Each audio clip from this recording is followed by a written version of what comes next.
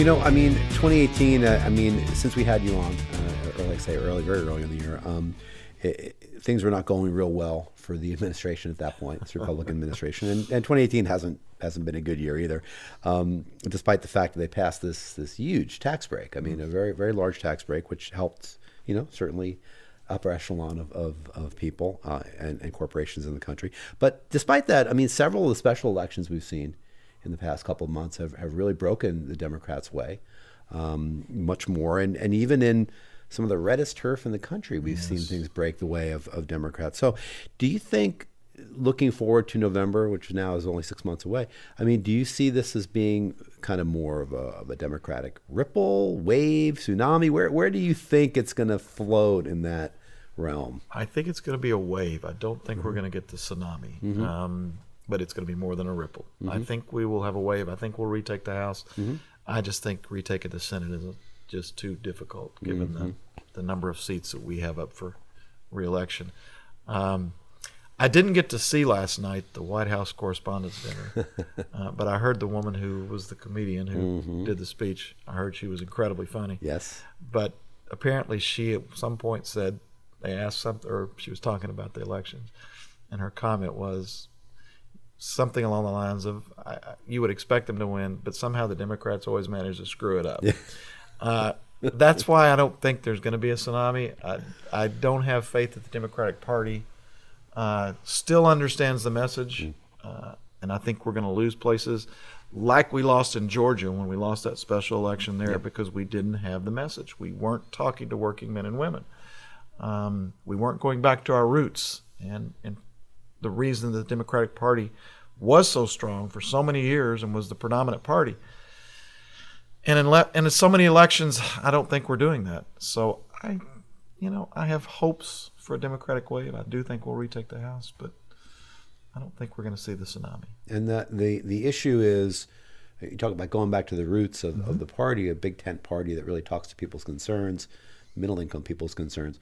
But the issue really is that there's not maybe as much, I don't want to put words in your mouth, but maybe there's not as much difference between your mainstream Republican and your mainstream Democrat. I mean, both of them who are incumbents and have been in Congress or the Senate for a while, they're both taking corporate money. I mean, generally in large amounts, dark money in large amounts many times. So do you think that difference needs to be sculpted a little bit better in the minds of the voters, what Democrats stand for versus Republicans? I think that's the key. I think you've hit on it. I believe very strongly that 1970, 1980, you walk down any street in this country, you say, who's the party of working men and women? Everybody's going to say, well, that's the Democratic Party.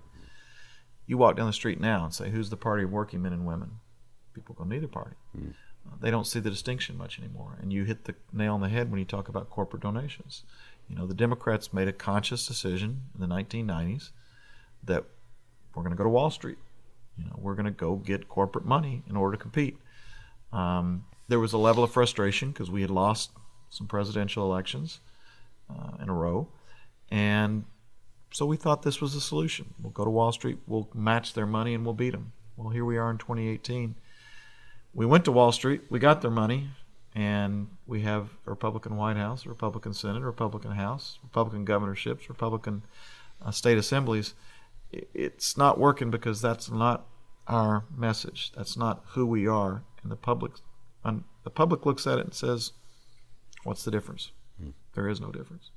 So I think that distinction you're talking about is critical. Well, so I mean, let's talk about what we would want, or what you would want, if you could be king for a day. So what would Sorry.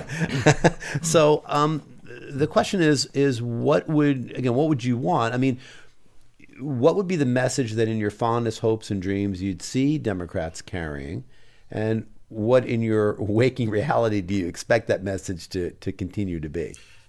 The dream would be that Democratic candidates would eschew corporate money and say, okay, we're going to go back to being the party that takes small donations, takes individual donations, and we're going to sell that to the public.